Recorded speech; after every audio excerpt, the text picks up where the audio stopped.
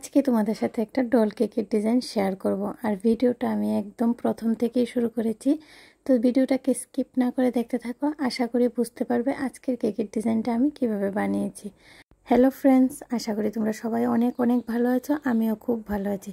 তোমাদের সবাইকে জানাই অসংখ্য অসংখ্য স্বাগত আর গুড মর্নিং।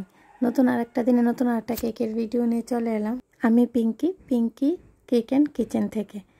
আশা করি আজকের ভিডিওটা দেখে তোমরা একটু হলো উপকৃত হবে। আশা করি সেম টু সেম বানিয়ে নিতেও পারবে। তো স্টেপ বাই স্টেপ দেখতে থাকো আমি কেকের ডিজাইনটা কীভাবে করেছি। আর এই কেকটা কিন্তু আমি 1 কেজি ওজনের ছিল না, 750 গ্রাম হবে এরকম, 500 থেকে একটু বেশি আর 1 কেজি থেকে একটু ছোট একটা কেকের ডিজাইন ছিল।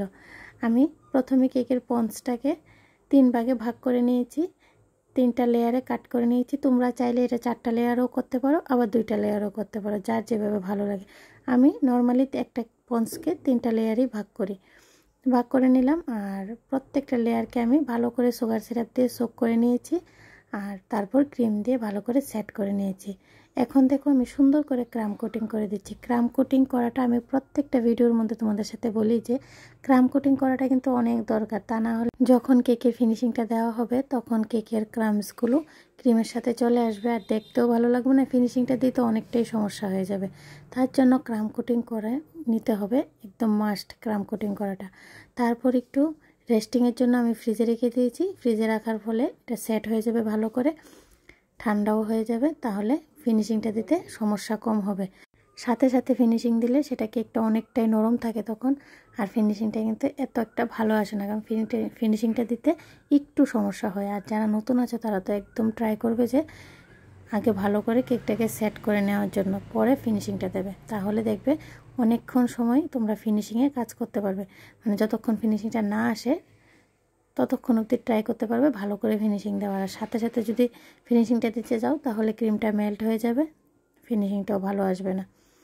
তো এখন দেখো আমি কেকের মধ্যে হোয়াইট কালারের ক্রিম লাগিয়ে নিয়েছি আর সুন্দর করে ফিনিশিংটা দিয়ে দিচ্ছি। যতটুকু আমার পেরেছি ততটুকু ভালো করে চেষ্টা করেছি যে ফিনিশিংটা দেওয়ার জন্য। আমার কেকের ভিডিওগুলো দেখে যদি তোমরা একটু হলেও উপকৃত হও, আশা করি তোমরা একটু হলেও উপকৃত হবে। তাহলে যারা এখনও সাবস্ক্রাইব করোনি তাহলে চ্যানেলটাকে সাবস্ক্রাইব করে দেবে আর পাশে থাকা বেল আইকনে ক্লিক করে দেবে। যখনই আমি নতুন নতুন কেকের ভিডিওগুলো আপলোড করব সর্বপ্রথম তোমাদের কাছে এসে পৌঁছাবে। এখন দেখো তোমাদের সাথে কথা বলতে বলতে আমি কেকের মধ্যে ফিনিশিংটা ভালো করে দিয়ে দিচ্ছি আর উপরের জায়গাটা আমি চেষ্টা করছি একটু ভালো করে দিয়ে দেওয়ার জন্য ফিনিশিংটা। তারপরে আমি রেড কালারের জেল ইউজ করব। নর্মাল যে নিউট্রেলা জেলটা থাকে ওই জেলটা নিয়ে নিয়েছি আর সাথে রেড কালার অ্যাড করে দিয়েছি। ওই জেলটা ইউজ করলে সুবিধা কি হয় যে কোনো কালার নিজের ইচ্ছে মতো ইউজ করা যায়। চামচের সাহায্যে ভালো করে জেলটাকে স্মুথ করে নিতে হবে, তা না হলে কেকের যখন ইউজ করা হবে জেলটা ফিনিশিংটা কিন্তু ভালো আসবে না। ভালো করে আগে স্মুথ করে তারপর পাইপিং ব্যাগে ভরে নিলাম। আর এখন দেখো পাইপিং ব্যাগের সাহায্যে আমি কেকের মধ্যে দিয়ে দিয়েছি, যেহেতু পুরোটা কেক রেড করে নেব, উপরটাও করে নেব আর সাইডটাকেও আমি পুরোটা রেড করে নেব, তাই আমি সাইডেও ভালো করে জেলটাকে লাগিয়ে নিয়েছি। এখন আমি বেলেট নাইফ দিয়ে ভালো করে জেলটাকে কেকের মধ্যে লাগিয়ে নেব পুরোটা কেকের মধ্যে। আর এই কেকটা কিন্তু আমি বার্থডে ওকেশনের জন্য বানিয়েছিলাম, ডিজাইনটা আমাকে দেওয়াই ছিল। এই ডিজাইনটা আমি আগেও বানিয়েছি, তোমাদের সাথে শেয়ার করা হয়নি কারণ আমি কেক বানাই অনেক দিন হয়ে গেছে, প্রায় 7 বছর হয়ে যাচ্ছে আমি কেক বানাচ্ছি, 6 বছর উপরে হয়েছে। তো আমি তোমাদের সাথে পরিবারে যুক্ত হয়েছি কিছুদিন মাত্র হলো, তার জন্য তোমাদের সাথে শেয়ার করা হয়নি ডিজাইনটা। আমার এখান থেকে নিয়ে কেকের ডিজাইনটা দেওয়া হয়েছিল, আমি বানিয়ে দিলাম সেমভাবে। একটু ডিজাইনটার মধ্যে কালারটা চেঞ্জ আছে, কেকের কালারটা রেডি ছিল কিন্তু ডলের ড্রেসটা পিঙ্ক ছিল, এখানে আমি স্কাই কালার দিয়ে দিয়েছি কারণ ড্রেসটা আমার চেঞ্জ করে দিয়েছে ওরাই। তো আমি ওদের পছন্দ মতো চেষ্টা করেছি শুধু বানিয়ে দেওয়ার জন্য। এখন দেখো আমি ডলটাকে বসিয়ে দিলাম আর ক্রিমের সাহায্যে একটু জামার মতো বানিয়ে দিচ্ছি, কারণ এই জামার মতো বানিয়ে দিলে কেকের যে জামাটা ফ্রকটা হবে দেখতে অনেকটাই ভালো লাগবে। আর যদি কেকের মধ্যে দেওয়া হয় তাহলে ড্রেসের ফ্রকটা এত একটা ভালো লাগবে না। আগে ক্রিমের সাহায্যে এভাবে দিয়ে নিতে হবে, তারপর ড্রেসটাকে বানিয়ে দিতে হবে। তো দেখো আমি এখানে কিন্তু রোজ নোজেল ইউজ করেছি। রোজ নোজেলের সাহায্যে অনেক রকমের ফ্লাওয়ার বানানো যায়, অনেক রকমের কাজ করা যায়, খুবই ভালো লাগে সেই কাজগুলো। তো দেখো আমি প্রত্যেকটা কাজ সেমভাবেই কিন্তু করে দিচ্ছি আর খুবই ইজি, ভালো করে লক্ষ্য করলে আশা করি তোমরা বুঝতে পারবে। আর পুরোটা ড্রেস পরানো হয়ে গেলে দেখবে কতটা সুন্দর লাগে, ড্রেসের ডিজাইনটা অনেকটাই ভালো লাগে। দেখো লুকটা কতটা চেঞ্জ হয়ে গেছে, খুবই ইজি আর খুব তাড়াতাড়ি ডিজাইনগুলো কিন্তু করে ফেলা যায়। তো আমি এইভাবে ড্রেসটাকে বানিয়ে দিলাম, আর পিছনের দিকেও আমি কিছু দিয়ে দিচ্ছি, কারণ দেখতে যাতে আরেকটু ভালো লাগে, মনে হয় যে স্কার্টের মতো পরা আছে, তার জন্য আমি পিছন দিকেও কিছু দিয়ে দিলাম। আর বর্ডারটা দেওয়ার জন্য আমি যে নোজালটা ইউজ করেছি সেই নোজালটা কিন্তু একদমই রাউন্ড শেপের যে নোজালগুলো আসে সেই নোজালগুলো, আর কালারটা কিন্তু একদম হালকা রেখেছি। তোমরা চাইলে কালারটা একটু গাঢ়ও দিতে পারো, একদম পিঙ্ক কালারটাও দিতে পারো, আমি একদমই হালকা কালার রেখেছি কারণ দেখতে অনেকটাই ভালো লাগবে তার জন্য। আর এখন আমি রোজগুলো বানিয়ে নিচ্ছি। আগে থেকেই দেখো আমি কিছু রোজ বানিয়ে রেখেছি, আর তোমাদের সুবিধার্থে তোমরা যাতে কেকের ভিডিওটা পুরোটা যেহেতু বলেছি তোমাদের সাথে শেয়ার করব, তার জন্য একটা রোজও আমি তোমাদের সাথে শেয়ার করে দিচ্ছি। তো দেখে নাও, ভিডিওটাকে স্কিপ না করে যদি দেখো অবশ্যই বুঝতে পারবে আমি রোজের ডিজাইনটাও কীভাবে করেছি।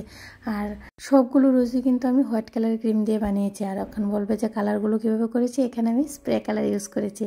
আর যেহেতু কালারটা একদমই মেরুন ছিল তার জন্য আমি বাইরে নিয়ে ফ্লাওয়ারগুলো কালার করে নিয়েছি, তা না হলে পুরো জায়গার রেড কালার হয়ে যায় তার জন্য।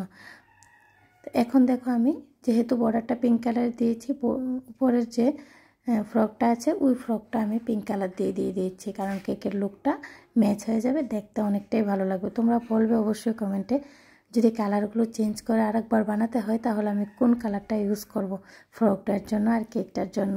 অবশ্যই তোমাদের পছন্দ মতো ডিজাইনটাও নিয়ে চলে আসব। তো এখন আমি সেম নোজাল দিয়েই পুরোটা ফ্রক বানিয়ে দেবো। আর এখানে আমি একদমই ছোটো স্টার নোজালগুলো আসে সেই নোজালগুলো দিয়েই ডিজাইনটা করেছি। আর আশা করি থাম্বনেলটা দেখে বুঝতেই পারছো যে আমি রোজগুলো কোনখানে বসাবো। তো পুরোটা ড্রেস আগে আমি পরিয়ে দিচ্ছি। এখন আমি কিছু গয়নাও পরিয়ে দেবো, গলাতে একটা মালা পরিয়ে দেবো, আর চুলের মধ্যে একটু ফ্লাওয়ার বানিয়ে দেবো, ছোট ছোট পিঙ্ক কালারের ফ্লাওয়ারই বানিয়ে দেবো। আর কিছু করব না, একদমই সিম্পল থাকবে, দেখতে অনেকটাই ভালো লাগে। আর রোজগুলো আশা করি তোমরা বুঝতে পারছো রোজগুলো আমি কোনখানে বসাবো। পুরোটা কেকের মধ্যে সাইডে একদম রাউন্ড করে প্রত্যেকটা রোজ আমি বসিয়ে দেবো। এই কেকের ডিজাইনটা আমি অনেকবার বানিয়েছি, কিন্তু কালারগুলো চেঞ্জ করে প্রত্যেকবারই আমি কালারগুলো চেঞ্জ করে করে বানিয়েছি। এখন দেখো আমি হাতগুলো নামিয়ে দিচ্ছি, কারণ হাতগুলো উপরের দিকে উঠিয়ে আমি ডিজাইনটা করেছিলাম, এখন হাতগুলো নামিয়ে দিচ্ছি। আর আরেকটু যে জায়গাতে মনে হচ্ছে যে কাজ করা হয়নি হাতের জন্য, সেই জায়গাতে আমি আরেকটু কাজ করে দিলাম। এখন আমি বলেছি না যে চুলের মধ্যে কিছু ফ্লাওয়ার বানিয়ে দেবো, বানিয়ে দিলাম, আর একটা গলার বানিয়ে দেবো।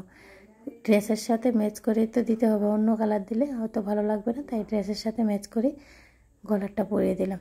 কেমন হলো গলারটা অবশ্যই কিন্তু কমেন্টে জানাবে বন্ধুরা।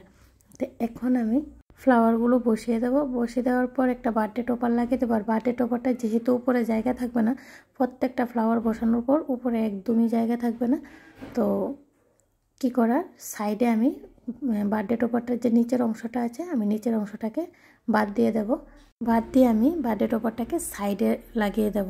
যেহেতু আমি সাইডে লাগাবো নিচের অংশটাকে তো বাদ দিতে হবেই।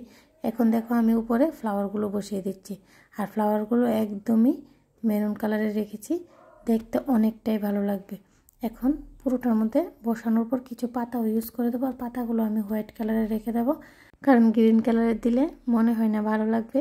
তোমরা কমেন্টে জানাবে গ্রিন কালারের দিলে কি ভালো লাগতো। আমি দেখো হোয়াইট কালারের পাতায় দিয়ে দিচ্ছি।